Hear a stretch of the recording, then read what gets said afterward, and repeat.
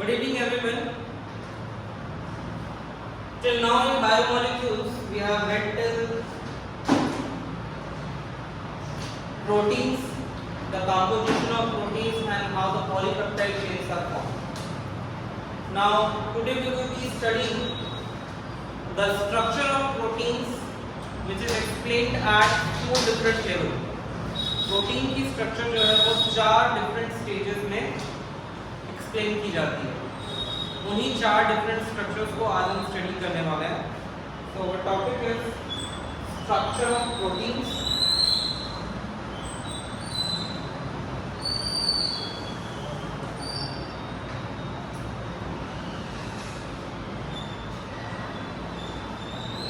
Structure of proteins, and in the structure of proteins we are going to discuss the structure at 4 different stages: primary structure, secondary structure, tertiary structure and quaternary structure. जिसमें सबसे पहले आपको बता रहा हूं मैं primary structure of protein.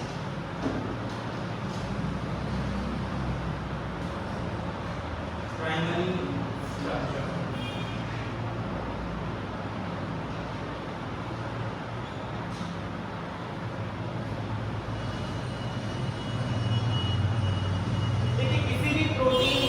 Protein क्या है? Protein is nothing, it is polypeptide chain.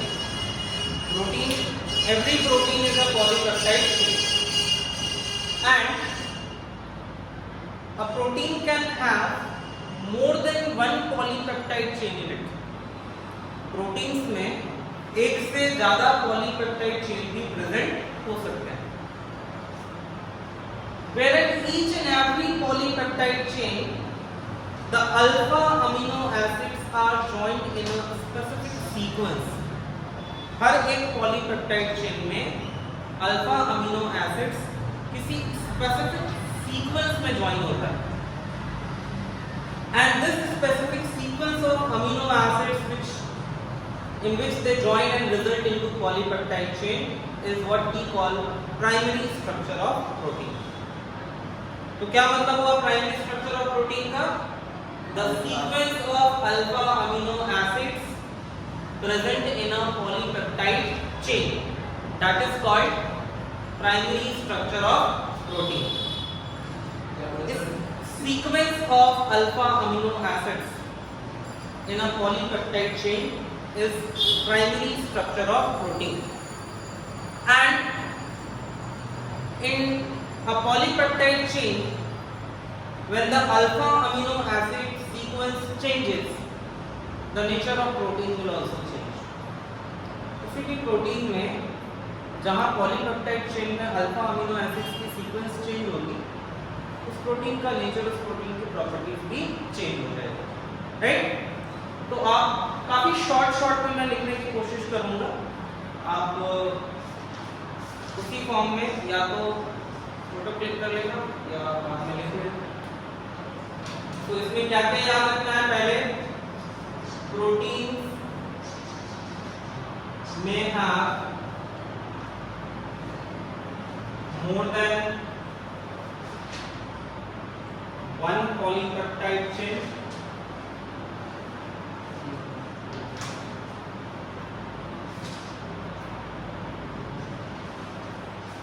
Where each polypeptide chain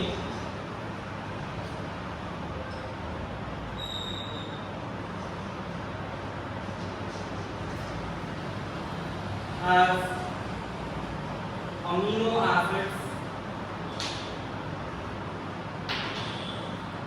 joined in specific sequence.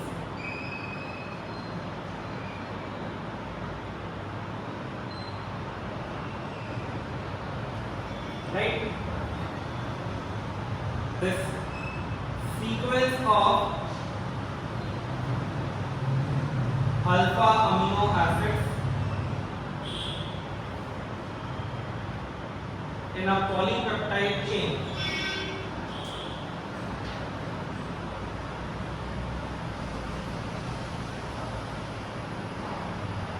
is called primary structure of protein.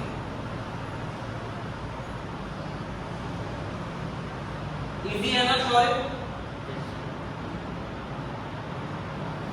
Is called primary structure of protein. ठीक है? तो proteins में एक से ज्यादा polypeptide chain हो सकते हैं और हर पॉलीपेप्टाइड चेन में अल्फा अमीनो एसिड्स एक स्पेसिफिक सीक्वेंस में ज्वाइन होता है। इसी sequence of alpha amino acids को हम प्राइमरी स्ट्रक्चर ऑफ प्रोटीन कहते हैं। याद रखना, अगर ये sequence of alpha amino acid change हुआ तो it will result into a different protein. ये पॉइंट मैं लिख नहीं रहा हूं, लेकिन ये ऑब्वियस सी बात है, इसको याद रखिएगा। ठीक है, चलिए अब मैं बता रहा हूं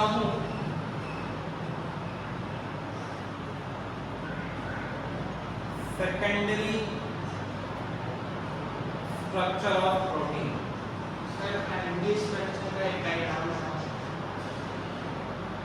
इसका डायग्राम जो है ना वो ऐसा है कि बोर्ड पे मैं क्या ही ड्रॉ करूं।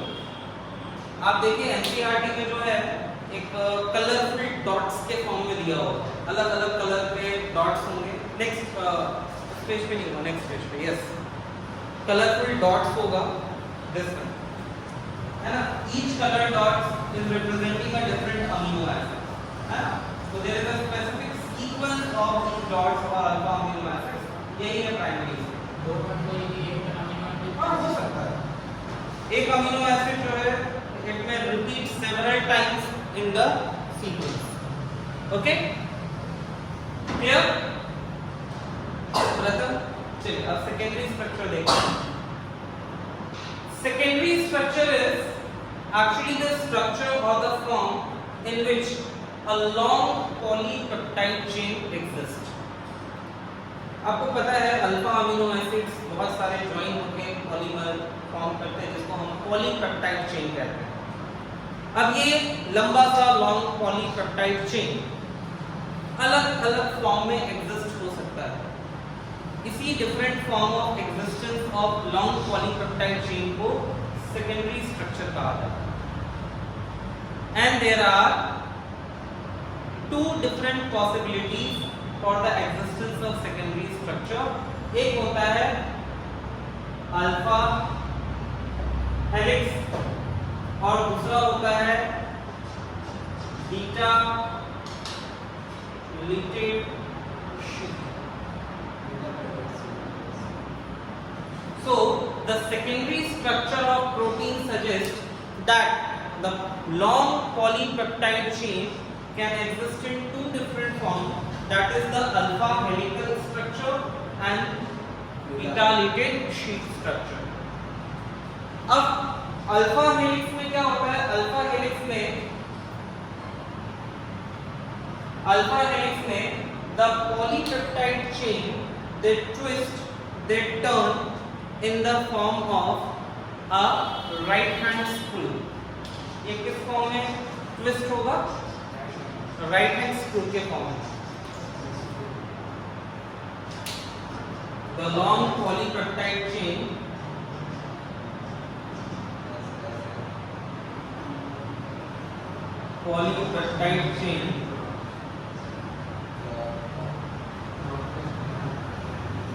twists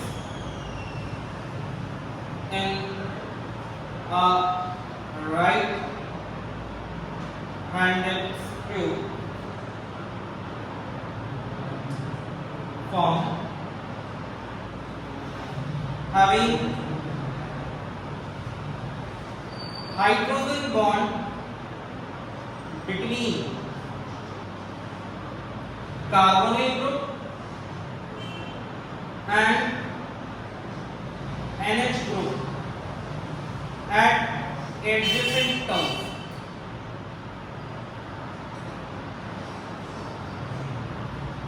अल्फा हेलिक्स में क्या होगा? The polypeptide chain will twist in a right-handed screw. जैसे आपने देखा होगा स्क्रू के ऊपर जो है ना, जैसे जो ग्रूव्स नहीं होती है उसका जिस तरह से वो हेलिकली घुमा हुआ होता है, वैसे ही ये अल्फा हेलिक्स स्ट्रक्चर में लॉन्ग पॉलीपेप्टाइड चेन वैसे ही ट्विस्ट होता जाता है। और how this twisted structure is maintained. So the twisted structure is maintained due to the formation of hydrogen bond between carbonyl group and NH group at the adjacent terms. आपको पता है कि इसमें अमाइड ग्रुप तो present है ही, तो adjacent terms पे कार्बोनिल और NH के बीच हाइड्रोजन बॉन्ड का फॉर्मेशन होगा, और इस हाइड्रोजन बॉन्ड फॉर्मेशन की वजह से that alpha helical structure will be stabilized और alpha helical structure will be formed. बहुत अच्छा स्ट्रक्चर एनसीईआरटी में अल्फा हेलिक्स का दिया हुआ है, एक बार जस्ट आप गो थ्रू करना। क्या सी लेवल कार्बोनिल कार्बन क्या होता है? कार्बोनिल कार्बन और NH एडजेसेंट टर्म्स पे आप देखिए यहाँ पे जरा बुक में एक बार डायग्राम देखिए, इतने लेंथी डायग्राम को यहाँ ड्रॉ करना इज टाइम टेकिंग टास्क। आप देखिए वहाँ पे आपको एडजेसेंट टर्म्स पे कार्बोनिल ग्रुप और NH के बीच हाइड्रोजन बॉन्ड फॉर्मेशन दिख रहा है। ये देखिए, are you able to see the hydrogen bonds getting formed between oxygen of the carbonyl group and hydrogen of the amino group NH group adjacent terms पे आपको फॉर्म होता हुआ दिख रहा है हाइड्रोजन बॉन्ड्स। यही हाइड्रोजन बॉन्ड्स की वजह से अल्फा हेलिक्स स्टेबलाइज होता है या अल्फा हेलिकल स्ट्रक्चर का फॉर्मेशन होता है। ठीक है, चलिए, तो एक पॉसिबिलिटी है। दूसरी पॉसिबिलिटी आप देखिए बीटा लिपिड शीट स्ट्रक्चर क्या है। बीटा लिपिड शीट में क्या होता है, आप क्या कर रहे हो वर्षन? क्या? अच्छा यही ना, तो दो नोटबुक निकली हुई है। बीटा लिपिड शीट में क्या है? बीटा लिपिड शीट में ये जो लॉन्ग पॉलीपेप्टाइड चेन्स हैं, this long polypeptide chains first stretches itself to the maximum extension, अपने आप को ये मैक्सिमम एक्सटेंशन तक स्ट्रेच करते हैं, और स्ट्रेच करने के बाद they are laid side by side and again a hydrogen bond is formed between CO and NH group. देखो उसमें बीटा लिपिड शीट का भी दिया होगा, आपको दिख रहा होगा कि बीटा लिपिड शीट वाले स्ट्रक्चर भी देखना, उसमें लॉन्ग पॉलीपेप्टाइड चेन पहले तो स्ट्रेच्ड है, और स्ट्रेच होने के बाद डिफरेंट चेन्स के बीच कार्बोनिल और अमीनो ग्रुप में हाइड्रोजन बॉन्ड का फॉर्मेशन दिख रहा होगा। इसकी वजह से as a result of this यहाँ पे जो स्ट्रक्चर फॉर्म होगी ना, it will have the appearance like draperies of curtain. देखिए इसको कहते हैं ड्रेपरी ऑफ कर्टेन, जो कर्टेन्स पे जो फोल्ड होता है, these are called drapery of curtains. So the same structure will be observed over there. आप थोड़ा सा अपने इमेजिनेशन को यहाँ पे रोल में लाइए। That beta liquid sheet form is having structure as a drapery of curtain, right? So this is the another form in which the long polypeptide chain can exist. इसमें क्या क्या याद रखना है? The polypeptide chains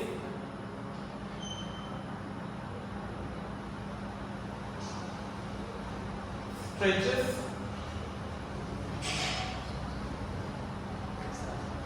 to maximum extension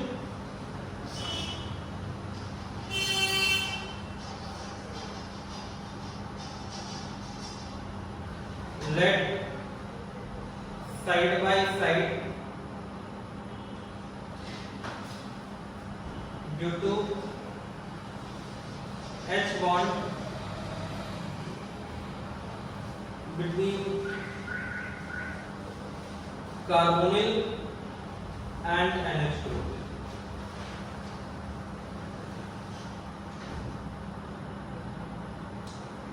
It has appearance like drapery of curtains.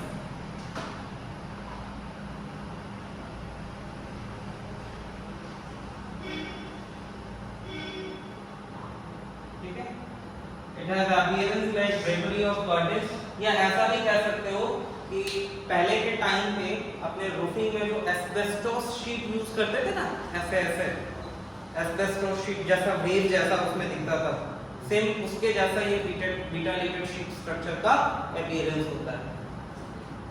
So the secondary structure of protein can have the existence as alpha helix and beta layered sheet structure. Fine? चलिए अब हम देखते हैं tertiary structure. Next is tertiary structure of protein.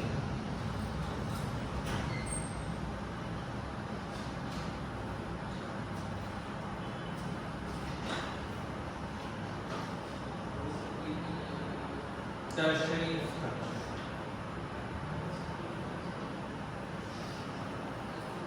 Tertiary structure जो है that is the further folding of the secondary structure.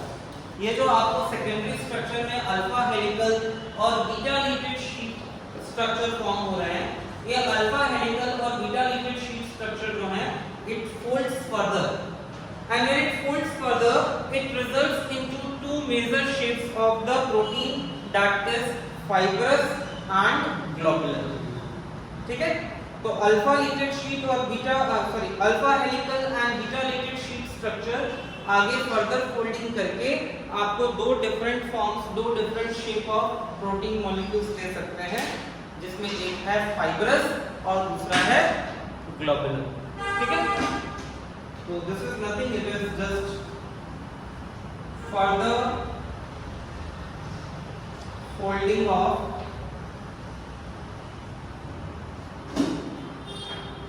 secondary structure results into two major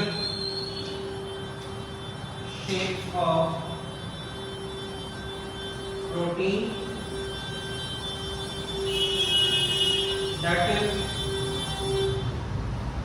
fibrous and globular. Fibrous and globular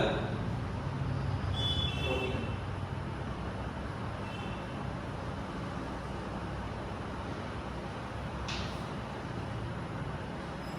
इसमें एक चीज याद रखिएगा कि अभी तक पहला वाला तो बहुत सिंपल है, primary structure is just the sequence of alpha amino acids, लेकिन उसके बाद जो हमने सेकेंडरी और टर्शियरी स्ट्रक्चर पढ़ा है, इस सेकेंडरी और टर्शियरी स्ट्रक्चर को कुछ फोर्सेस स्टेबलाइज करते हैं, जिसमें से एक तो सामने ही है हाइड्रोजन बॉन्ड, हाइड्रोजन बॉन्ड के अलावा disulphide bond, disulphide linkages, van der Waals forces and even electrostatic forces.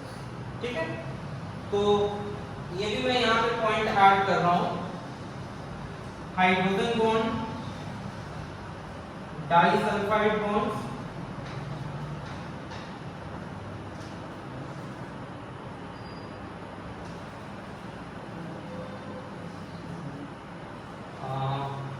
Van der वाल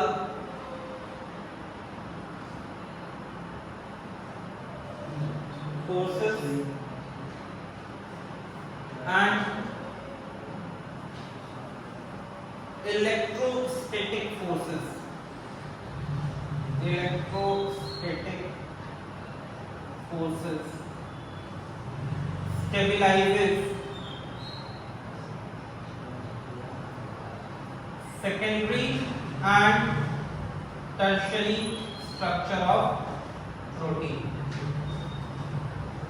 ये क्वेश्चन पूछा जाता है, केस स्टडी वाले भी क्वेश्चन हो सकते हैं, जिसमें आपको कहीं एक क्वेश्चन में ऐसा पूछा जाएगा कि what forces are known to stabilise secondary and tertiary structure of the protein. So the forces which stabilises secondary and tertiary structure of protein are this: hydrogen bonds, disulphide linkages, van der Waals forces and electrostatic forces.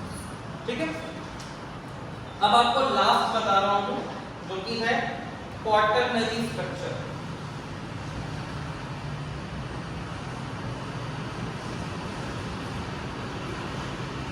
Quaternary structure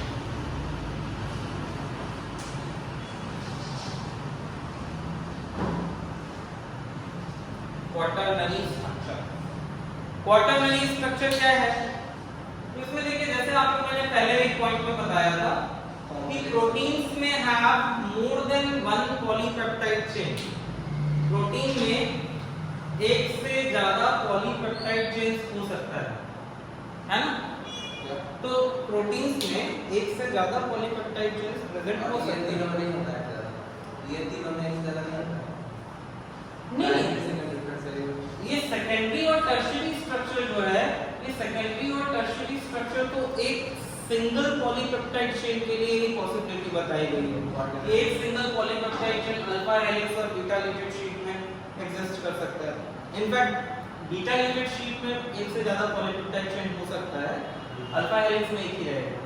और tertiary structure में जो है again एक single polypeptide chain या single secondary structure की बात की गई है कि वो फर्दर फोल्ड होकर आपको टर्शियरी स्ट्रक्चर देता है। क्वाटरनरी स्ट्रक्चर में ये समझना है कि प्रोटीन्स जिसमें एक से ज्यादा पॉलीपेप्टाइड चेन्स होंगे उनमें the spatial arrangement of different polypeptide chains with respect to each other, इसी को कहते हैं क्वाटरनरी स्ट्रक्चर। आप जरा एक बार पेज टर्न करो और पीछे साइड देखिए एकदम बड़े बड़े मॉलिक्यूल्स लास्ट में आपको दिखेंगे। दिख रहा है? उसमें एक ब्लू कलर चेन दिख रहा होगा, एक ब्लू कलर आपको ये दिख रहा है, एक ऑरेंज कलर दिख रहा होगा। तो ये ब्लू और ऑरेंज कलर ये एक्चुअली क्या बता रहे हैं? ये डिफरेंट पॉलीपेप्टाइड चेन्स का टर्शियरी स्ट्रक्चर वहां पे बता रहा है। और उन टर्शियरी स्ट्रक्चर्स का आप देखो एक दूसरे के रिस्पेक्ट में जो स्पेटियल अरेंजमेंट है that has resulted into quaternary structure, right? तो हम क्या कहेंगे? quaternary structure is the spatial arrangement of different polypeptide chains in a protein is quaternary structure। ठीक है, लिख पाओगे ये? या लिख दूं? spatial arrangement of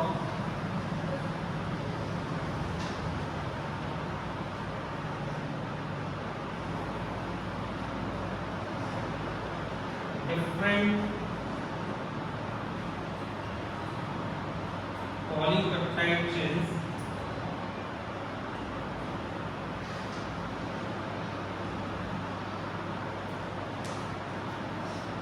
in a protein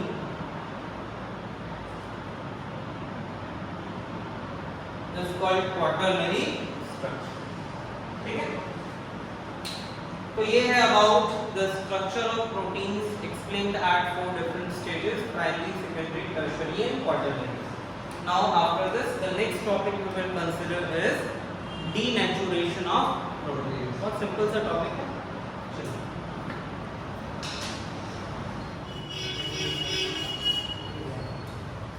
denaturation of protein। Harshit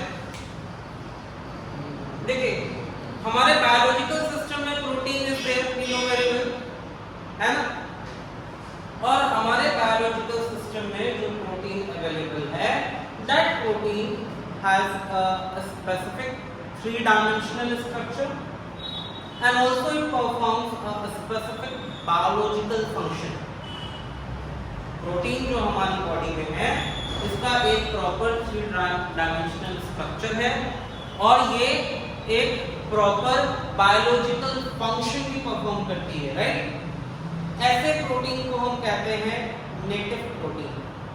we call it native protein. Protein which is found in the biological system has a proper 3-dimensional structure and is known to perform specific biological function, that is called protein in its native form or simply native protein। But whenever a protein in its native form is subjected to any physical change like change in temperature or a chemical change like change in pH, then its quaternary structure get disturbed, the tertiary structure, that means the globules, they get unfolded, the secondary structure will get untwisted and only the primary structure of the protein is left. That means it is left just as a polypeptide chain. This phenomenon is called denaturation of protein. ठीक है? हर्षित, अगर protein को उसकी native form में किसी भी तरह physical change या केमिकल चेंज का सामना करना पड़ा, फिजिकल चेंज का मतलब हुआ कि आप टेम्परेचर चेंज कीजिए, that is a physical change, या फिर सपोज आप प्रोटीन जिस सिस्टम में है आप उस सिस्टम की पीएच चेंज कर दो, that will result into a chemical change. तो जब भी फिजिकल चेंज और केमिकल चेंज होगा तो प्रोटीन की क्वाटरनरी, टर्शियरी, सेकेंडरी स्ट्रक्चर सारे के सारे डिस्टर्ब एंड स्पॉइल हो जाएंगे. प्राइमरी स्ट्रक्चर बचेगा. Only it will be left as a sequence of or a chain of alpha amino acid. Means primary structure will remain intact. ठीक है? ये multiple choice में पूछा भी जाता है. During denaturation of protein, the which structure remains unchanged? और इसमें प्राइमरी, सेकेंडरी, टर्शियरी, क्वाटरनरी दिया है. Answer is primary. Primary structure remains as it is. Rest secondary, tertiary, quaternary structure खत्म. और एक चीज जान लीजिए कि अकेला एक पॉलीपेप्टाइड चेन, अकेला प्राइमरी स्ट्रक्चर अपनी बायोलॉजिकल एक्टिविटी शो नहीं कर सकता. मतलब वो प्रोटीन डीनेचर हो गया, अब वो प्रोटीन नहीं रहा, it is just a polypeptide chain. वो जो भी बायोलॉजिकल फंक्शन परफॉर्म कर रहा था, अब वो आगे बायोलॉजिकल फंक्शन वैसे परफॉर्म नहीं कर रहा है. वो नेटिव प्रोटीन नहीं है. वो नेटिव प्रोटीन नहीं रहेगा. इसी को हम कहते हैं डीनेचुरेशन ऑफ प्रोटीन. इसका बेस्ट एग्जांपल है अंडे खाते हो, यस. बॉईल करके खाते हो. यस. तो अंडे को जब आप बॉईल करते हो, डीनेचुरेशन होता है. कोएगुलेशन ऑफ एग वाइट, है ना? That is an example of denaturation of protein. वहां पे प्रोटीन डीनेचर्ड हो जा रहा है. दूसरा एग्जांपल, टेम्परेचर चेंज होता है ना वहां पे. The change in temperature is causing denaturation. Boil करते हो, टेम्परेचर चेंज हो रहा है, तो change in temperature is causing denaturation over there, right? दूसरा, curdling of milk. Curdling of milk. This is also an example of denaturation of protein. आपको पता है मिल्क में लैक्टोबैसिलस बैक्टीरिया है. ये मिल्क के पीएच को डाउन करते जाते हैं. So the protein which is present in the milk gets denatured and the curd is formed. ऐसे तो lactose converts into lactic acid, but the milk is also having protein which is getting denatured होते हैं. ठीक है? तो याद रखना ना, बहुत सिंपल सा है टॉपिक ये. लिखूं या आप कर लोगे? लिख देता हूँ, छोटे छोटे पॉइंट्स में लिख देता हूँ, है ना? तो डीनेचुरेशन ऑफ प्रोटीन में आपको सबसे पहले याद रखना है protein having a proper three-dimensional structure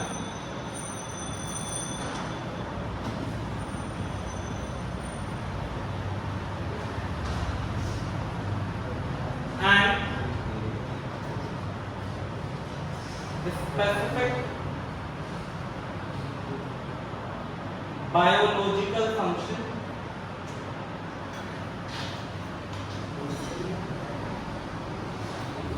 is called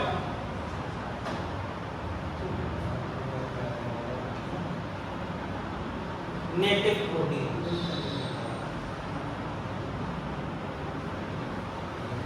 ठीक है? Protein which is having a proper three-dimensional structure and a specific biological function to perform, that is called native protein. और क्या याद रखोगे? Change in temperature, ऐसा नहीं, इसको लिखो physical change.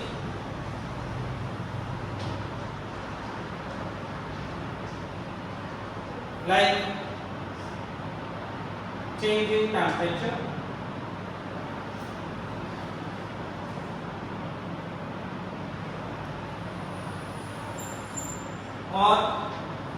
of chemical change. इसमें क्या एग्जांपल दोगे? Change in pH,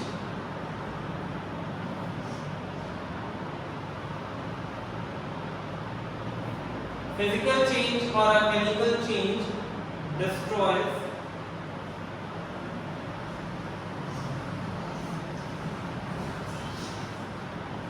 quaternary, tertiary and secondary structure of native protein, leaving only the primary structure.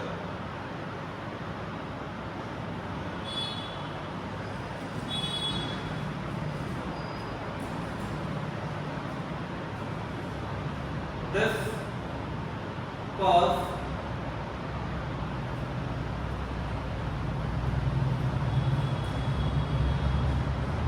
the protein to lose its biological function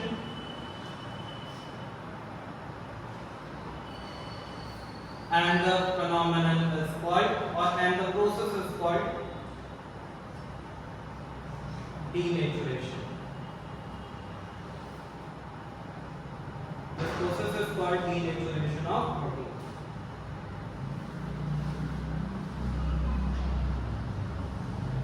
Process is called denaturation of protein. Example में आप यही दो लिखेंगे.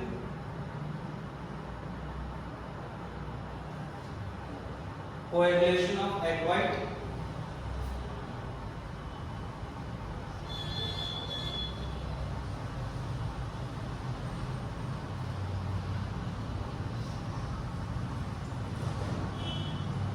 on boiling या heating and दूसरा curdling of milk.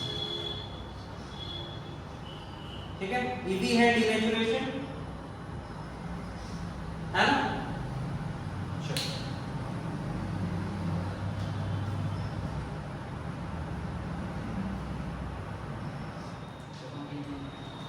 Enzymes देखो बहुत छोटा सा सिंपल सा टॉपिक है, तुरंत इसको डिस्कस कर लेते हैं.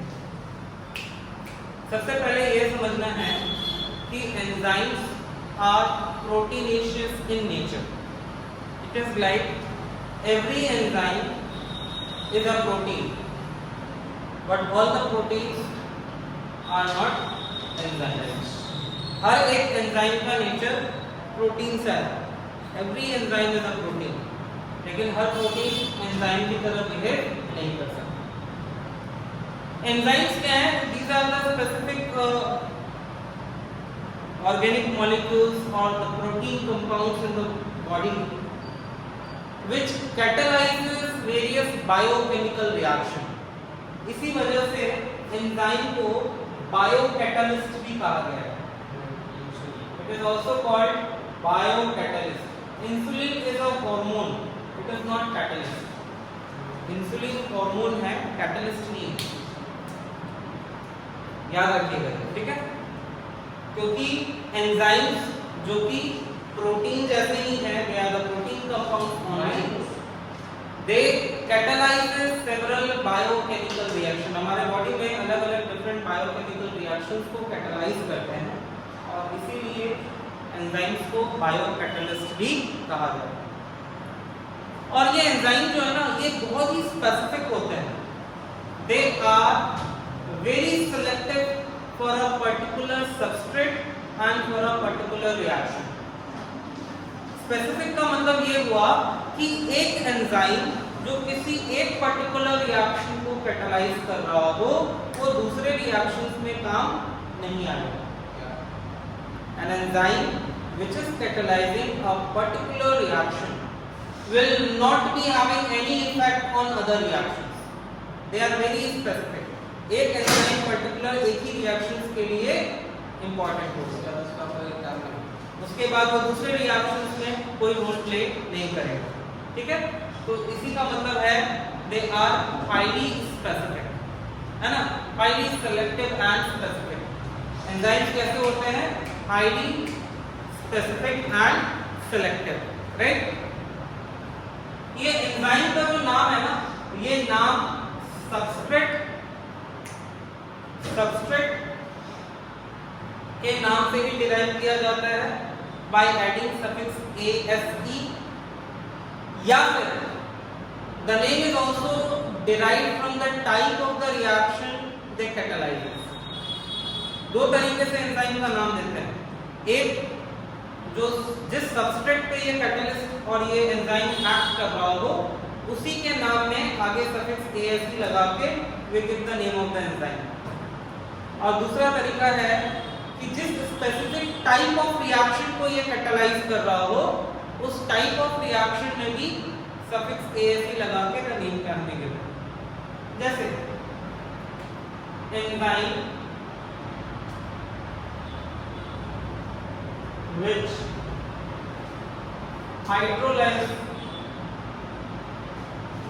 maltose is एंजाइम जो माल्टोज को हाइड्रोलाइज करता हो उसका नाम है माल्टेज। क्या किया हमने? OSE हटा के सफिक्स ase ऐड कर दिया। तो एंजाइम के नाम में हमेशा सफिक्स में क्या आएगा? ase। दूसरा एक ये भी है कि as it is hydrolyzing, that means as the enzyme is used in hydrolysis reaction, this is also called hydrolase enzyme। और क्या कह सकते हैं इसको? हाइड्रोलेज। मतलब जितने भी एंजाइम हाइड्रोलिसिस रिएक्शन में यूज होंगे उनको हम हाइड्रोलोज भी कह सकते हैं, हाइड्रोलेज भी कह सकते हैं। ठीक है, दूसरी तरफ ऐसा एंजाइम जो ऑक्सीडेशन और रिडक्शन दोनों कर रहा हो, enzyme which कैटलाइजेस oxidation of one substrate and reduction of another substrate। ऐसा एंजाइम जो एक सबस्ट्रेट का ऑक्सीडेशन कैटलाइज कर रहा हो और दूसरे सबस्ट्रेट का रिडक्शन, ऐसे एंजाइम का नाम है ऑक्सीडो रिडक्टेज। क्या कहते हैं इसको? Oxido reductase. ठीक है, तो क्या समझे आप? सबसे पहला एंजाइम का नेचर कैसा होता है? They are proteinaceous, that means enzymes are nothing, they are proteins only. ये भी याद रखना है, every enzyme is a protein but all the proteins are not enzyme. ठीक है, enzymes play a role of catalyst in biochemical reaction, that is why enzymes are also called biocatalyst. How do we derive the name of enzymes? तो दो तरीका है enzyme का नाम derive करने का। एक तो जिस सबस्ट्रेट पे वो एक्ट कर रहा है उस सबस्ट्रेट से नाम डिराइव कर सकते हैं बाय यूजिंग सफिक्स ase। जैसे अगर माल्टोज पे एक्ट कर रहा है तो नाम हो जाएगा माल्टेज। अगर कोई हाइड्रोलिसिस रिएक्शन कर रहा है तो एंजाइम का नाम हो जाएगा हाइड्रोलेज। अगर किसी एक सबस्ट्रेट को ऑक्सीडाइज और दूसरे सबस्ट्रेट को रिड्यूस कर रहा है, मतलब ऑक्सीडेशन और रिडक्शन कॉज कर रहा है, तो एंजाइम का नाम हो जाएगा ऑक्सीडो रिडक्टेज। कितना इजी है ना? अब एक चीज ये समझिए कि enzyme how they are important in biochemical reaction, how do they play the role of biocatalyst. ठीक है, enzyme enables all the biochemical reaction to occur at the normal body temperature and under the normal conditions of the patient। याद कीजिए, जब आपने glucose का preparation starch से पढ़ा था। एक बार जरा अगर टर्न करना हो तो इसको टर्न करके देख लीजिए। Preparation of glucose from starch, industrial preparation की बात कर रहा हूं मैं। Preparation of glucose from starch, आपने क्या किया था? You had boiled starch with hydrochloric acid और sulphuric acid at 373 Kelvin and 2 to 3 bar atmospheric pressure, sorry 2 to 3 atm pressure। याद आ रहा है? ग्लूकोज की प्रिपरेशन फ्रॉम स्टार्च में आपने स्टार्च को हाइड्रोक्लोरिक एसिड और सल्फ्यूरिक एसिड के साथ बॉईल किया था 373 केल्विन पे, और 373 या 393 केल्विन था, 393 केल्विन, और 2 to 3 atm pressure was required. वो इंडस्ट्रियल प्रिपरेशन। लेकिन हमारे बॉडी में भी तो स्टार्च का कन्वर्जन ग्लूकोज में होता है। खाना जो खाते हैं उसमें प्रेजेंट स्टार्च ग्लूकोज में कन्वर्ट होता है ना? क्या हमारे बॉडी में 393 केल्विन टेम्परेचर होता है? क्या हमारे बॉडी में 2 से 3 बार एटमॉस्फेरिक प्रेशर होता है? नहीं होता। हमारे बॉडी में मैक्सिमम टेम्परेचर 37 डिग्री सेल्सियस। उससे 1-2 डिग्री सेल्सियस ऊपर गए तो भी सफर फ्रॉम हाई फीवर नहीं। तो आप सोचो कि ये जो एंजाइम यहाँ पे इन्वॉल्व होते हैं स्टार्च को कन्वर्ट करने में, ग्लूकोज में कन्वर्ट करने में, जो एंजाइम्स होते हैं अमाइलेज एंजाइम कहते हैं इनको। तो ये जो अमाइलेज एंजाइम होते हैं ये कितने स्पेसिफिक होते हैं? ये अमाइलेज एंजाइम उन रिएक्शंस को जो एक्सटर्नली जो इंडस्ट्रियल प्रिपरेशन में इतनी विगरस कंडीशंस में होते हैं, हाई टेम्परेचर और हाई प्रेशर में होते हैं, वो एंजाइम उन पर्टिकुलर रिएक्शंस को हमारे बॉडी टेम्परेचर और नॉर्मल प्रेशर पे ही कैरी आउट कर देते हैं। हाउ? तो इसकी करेक्ट आंसर आपको कब मिलेगी पता है? जब मैं आपको फिजिकल केमिस्ट्री में केमिकल काइनेटिक्स चैप्टर पढ़ाऊंगा। लेकिन अभी पूरा सा ब्रीफ कर देता हूं। Every reaction requires some minimum amount of energy for its initiation। Reaction को शुरू करने के लिए, रिएक्शन में एक्टिवेटेड कॉम्प्लेक्स बनाने के लिए हर एक रिएक्शन में कुछ मिनिमम एनर्जी रिक्वायर्ड होती है, जिस एनर्जी को कहते हैं activation energy. That energy is called activation energy. अब ये कैटलिस्ट या बायो कैटलिस्ट ये क्या करता है? ये रिएक्शंस के लिए ऐसे पाथवे बनाता है, ऐसे रिएक्शंस के लिए ऐसा रास्ता, ऐसा पाथ बनाता है जहां पे activation energy required is very less, बहुत कम हो जाती है एक्टिवेशन एनर्जी। और एक्टिवेशन एनर्जी कम हो जाएगी तो there is no heating required, there is no external pressure required, right? So this is the role of catalyst or biocatalyst in the body। जैसे एक छोटा सा एग्जांपल आपको बुक में दिया हुआ भी, वो ये है कि for the conversion of sucrose into glucose externally, the activation energy in absence of a catalyst required is around 6.12 kilojoule per mole। 6.22। Sucrose को ग्लूकोज में कन्वर्ट करने के लिए एक्टिवेशन एनर्जी एक्सटर्नली कैटलिस्ट के एब्सेंस में जो रिक्वायर्ड है वो कितना है? 6.12 किलोजूल पर मोल। लेकिन वही अगर एंजाइम सुक्रेज प्रेजेंट है, the sucrase enzyme is present, that energy required for converting sucrose into glucose is just 2.15 kilojoule पर मोल। तो क्या हुआ? एंजाइम के प्रेजेंस में, सुक्रेज के प्रेजेंस में एक ऐसा पाथ अवेलेबल था रिएक्शन के लिए जहां एक्टिवेशन एनर्जी बहुत ही कम हो गई। 6.22 की जगह पे ये कितना हो गया? 2.15 किलोजूल पर मोल। तो 2.15 किलोजूल पर मोल हमें बॉडी कंडीशन से उतनी एनर्जी अवेलेबल हो जाती है। We do not require any heating, we do not require any external pressure, है ना सर? आई होप 50-60% ये कॉन्सेप्ट पता चल गया होगा। रिमेनिंग एंजाइम या कोई भी कैटलिस्ट एक्टिवेशन एनर्जी कम कर देता है। एक्टिवेशन एनर्जी कैसे कम करता है? तो ये एक ऐसा पाथ अवेलेबल कराता है रिएक्शन के लिए, एक ऐसा रास्ता बनाता है उस रिएक्शन के लिए जहां एक्टिवेशन एनर्जी बहुत कम रिकवर हो। ठीक है, तो ये मैं छोटा सा पॉइंट लिख भी देता हूं। Enzyme enables such a path for the reaction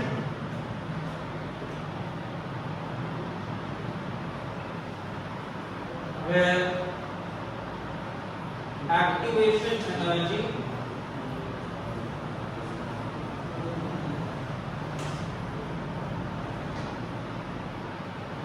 required is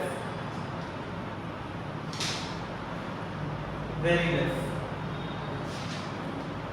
ठीक है, और वो स्पेसिफिक एग्जांपल याद रखना, वो एग्जांपल से रिलेटेड एग्जामिनेशन में क्वेश्चंस भी आते हैं। सीबीएसई बोर्ड में क्वेश्चंस आया हुआ है उसी स्पेसिफिक एग्जांपल को लेकर। ठीक है, वैल्यूज याद रखने की जरूरत नहीं है, हाँ लेकिन कंपैरेटिव अगर याद रहे तो बहुत अच्छा। किस कंडीशन में ज्यादा है, किसमें कम है, क्योंकि आज के डेट में केस स्टडीज भी दिए जा रहे हैं, तो केस स्टडीज में आपको कंप्लीटली एक अलग ही डेटा मिलेगा जिसमें आपने कहीं कुछ पढ़ा भी नहीं होगा, वैसा डेटा भी होगा, उससे भी आंसर निकालना आना चाहिए कंपेयर करके। ठीक है, अभी सिर्फ ये याद रखो कि enzyme enables such a path for reaction where required activation energy becomes very less। ठीक है, चलिए तो एंजाइम में इतना ही है। नाउ फॉलोइंग एंजाइम, चलो हम विटामिन्स को भी डिस्कस कर लेते हैं।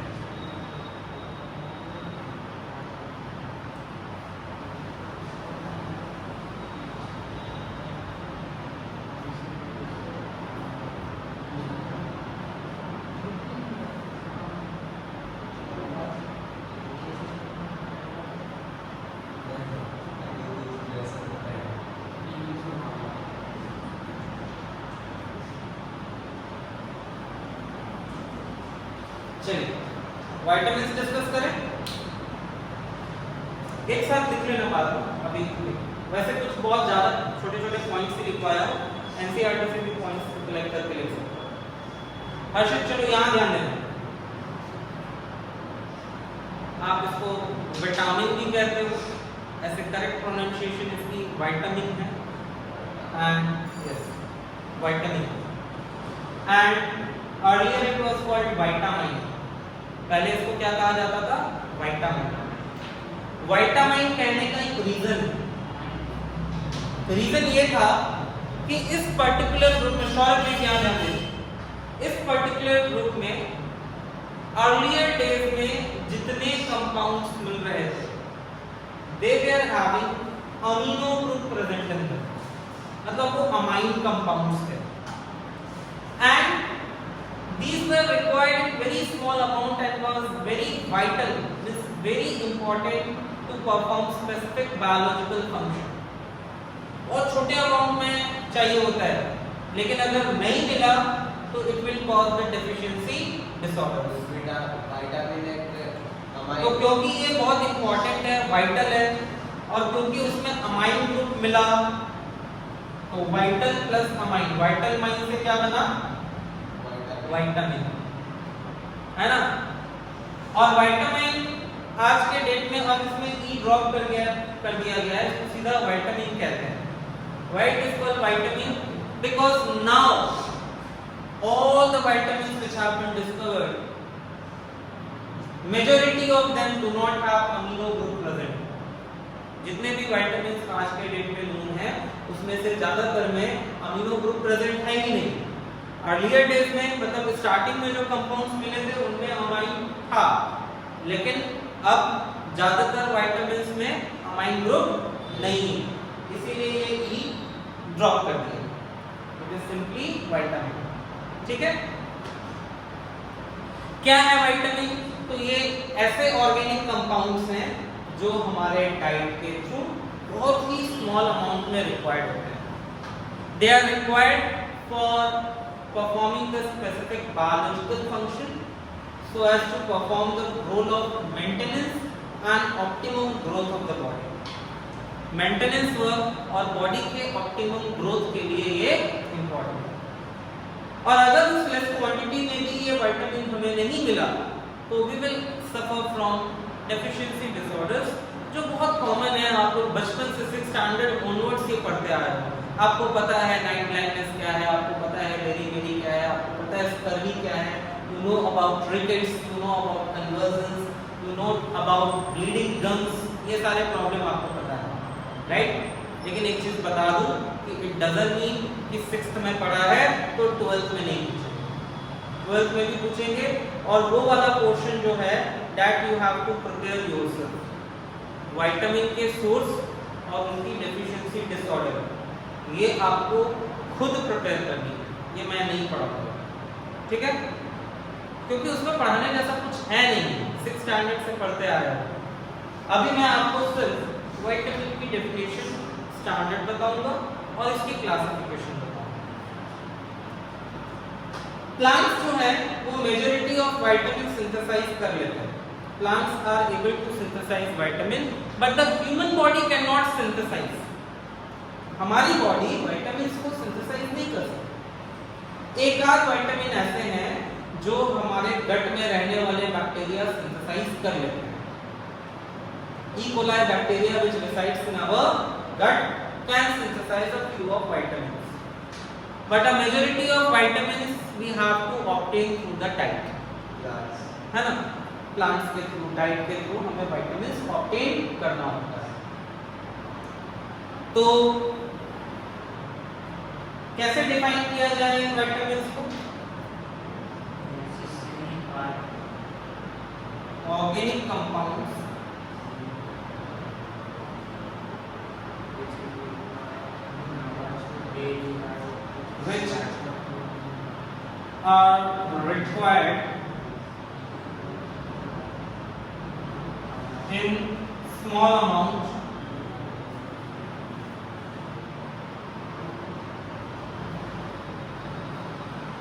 which are required in small amount to perform specific biological function for the maintenance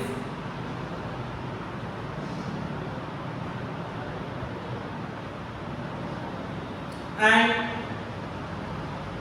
optimum growth of the body.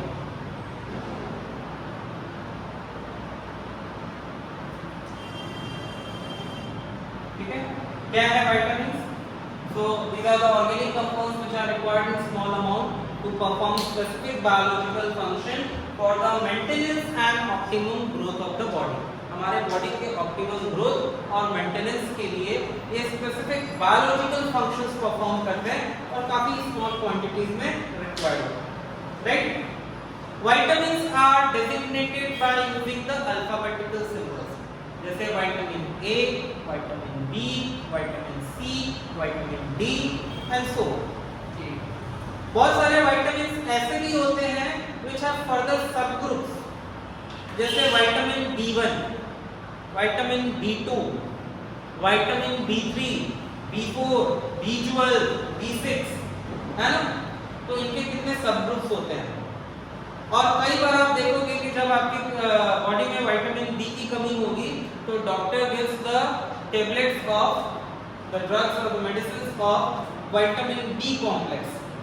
B complex का दवा जैसे डिकोसोल is very common in that. डिकोसोल आपने सुना होगा, उसमें विटामिन बी कॉम्प्लेक्स होता है। बी कॉम्प्लेक्स का मतलब हुआ कि उसमें बहुत सारे विटामिन बी के फॉर्म होते हैं, B1, B2, B3, ये सभी प्रेजेंटिंग। विटामिन डी की deficiency, D for donkey, rickets, deformed bones, है ना? बोन्स जो है ना वो डिफॉर्म्ड हो जाते हैं और ज्यादातर जो है ना ये बच्चों में होता है। बच्चं में विटामिन डी की कमी की वजह से ये होता है। इसीलिए आप देखते होंगे छोटे बच्चे जो होते हैं ना 5 साल तक के बच्चे, उनको विटामिन डी का सप्लीमेंट्स वगैरह डॉक्टर पीरियोडिकली लिखते रहते हैं। चलिए ऑप्टिमम ग्रोथ क्लासिफिकेशन देखें। ऑप्टिमम ग्रोथ ऑप्टिमम ग्रोथ मतलब जितनी रिक्वायर्ड ग्रोथ है वो, ना कम ना ज्यादा। क्लासिफिकेशन देखते हैं, दो क्लासिफिकेशन है इसमें, fat soluble vitamin and water soluble vitamin.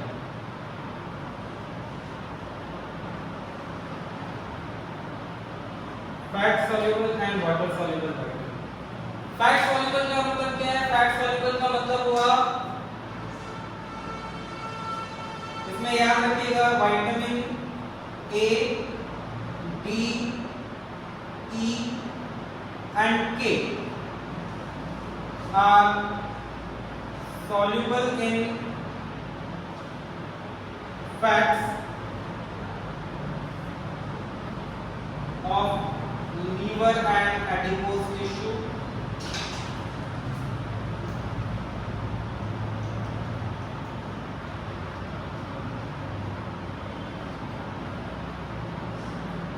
and insoluble in water।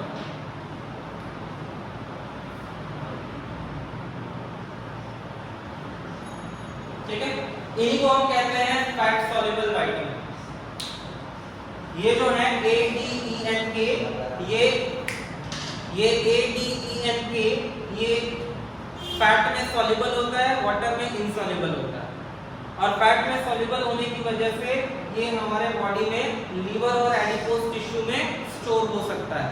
उसके फैट में सॉल्युबल होके it can be stored in the liver and adipose tissue. Which vitamins? Vitamin A, D, E and K. Water soluble क्या होगा? इसका उल्टा, vitamin B and C are soluble in water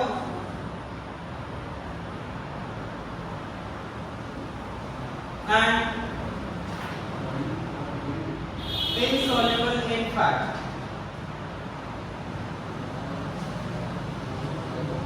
vitamin B और C जो है वो water में soluble होते हैं और फैट में, बाद में लिख लीजिएगा, पहले समझ लो। ये वाटर में सॉल्युबल है और फैट में इनसॉल्युबल। ठीक है, तो आप देखो ये बॉडी में स्टोर हो पाएगा? Vitamin B and C water soluble है, तो क्या लगता है बॉडी में स्टोर हो पाएगा? हो जाएगा? कैसे होगा? वाटर में सॉल्युबल है, we are always expecting nitrogenous waste और वो वाटर के डिसॉल्व स्टेट में ही निकल रहा है, तो वाटर में तो ये भी सॉल्युबल होके ऑलवेज excreted out रहेगा। That is why in our daily diet there should be a constant supply of vitamin B and C। Vitamin B और सी का एक कांस्टेंट सप्लाई हमारे एवरीडे डाइट में होना ही चाहिए। क्यों? क्योंकि ये बॉडी में स्टोर नहीं होता, ये कंटिन्यूअसली हमारे बॉडी से एक्सक्रीट होता रहता है। ठीक है, तो याद रखिएगा vitamin B and C are not stored in the body except vitamin B12। B12 जो है ना वो स्टोर हो जाता है, विटामिन B12 स्टोर होता है, बाकी विटामिन बी और सी जो है वो स्टोर नहीं होते। They are not stored in the body as they are continuously lost during excretion। So that is why it should be supplied constantly। Vitamin B और सी जो है, ये क्वेश्चन पूछा भी जाता है that why do we need a constant supply of vitamin C in our body। Vitamin C क्यों continuous और कांस्टेंट हमारे बॉडी में सप्लाई होना चाहिए? क्योंकि ये वाटर सॉल्युबल है और बॉडी में स्टोर नहीं हो सकता, it is lost through the urination, that is why there should be a constant and continuous supply of vitamin C. Okay, याद रहेगा। देखो पूरा डिटेल नहीं लिख रहा हूं मैं, क्योंकि पूरा डिटेल लिखने में ये थ्योरेटिकल पार्ट है, it is not just reaction कि मैं पूरा लिखता जाऊं। तो कुछ part you will have to go through your NCERT और any other reference material which you have, ठीक है। इसको आप ये पार्ट जो लिख रहे हो इसमें थोड़ा आपको खुद से भी ऐड करना पड़ेगा। प्रथम जो मैं कह रहा हूं कम से कम उसको भी सुन के you can note it down. Question क्या पूछा जाता है, why vitamin C need to be constantly supplied to the body. Answer क्या होगा, it is water soluble, that is why continuously lost through urination, hence it needs to be constantly supplied. Sir हाँ, EFC water soluble है मतलब वो amine water soluble है मतलब amine हाँ हो सकता है, लेकिन ये मतलब एकदम नेसेसरी कंडीशन नहीं होगा कि अमाइन होना ही चाहिए, वो तो नेसेसरी होगा कि वो अमाइन नहीं होगा, वो भी जरूरी है। तो अमाइन से वाटर सॉल्युबल अमाइंस उसमें हो भी सकते हैं, नहीं भी हो सकते, it is not the condition, specific condition नहीं है, ठीक है।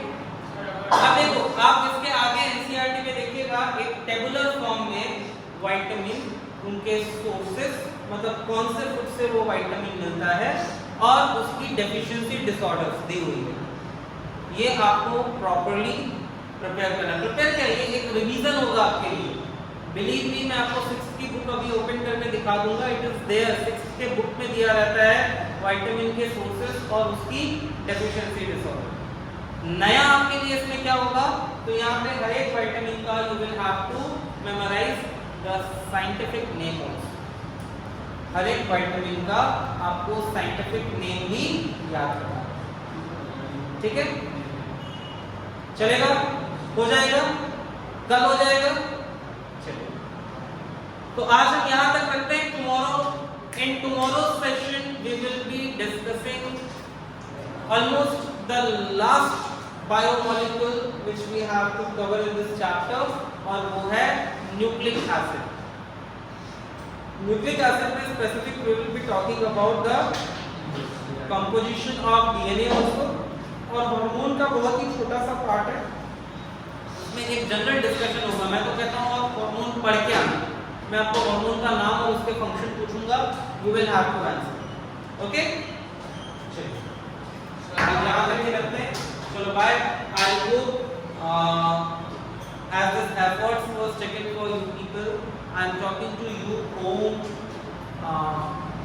Aditya Chinmay, then all other your classmates who were interested in this type of the session. As these efforts have been taken for you people, I believe that you people are taking advantage from this, and so far this is the last chapter of your organic. One thing I will add here, that you must solve each and every question of your NCERT exercise and exemplar along doing the preparation of these chapters by watching the videos or whatsoever method you are using. But once you complete the NCERT exercise and exemplar questions, try to solve them, the questions from the question bank, past year questions, that also need to be solved. If you face any difficulties, if you need any guidance, then as like how to prepare for the board examination, you can post your queries in the comment section, or you can personally contact me on WhatsApp also. Right? All the best to you.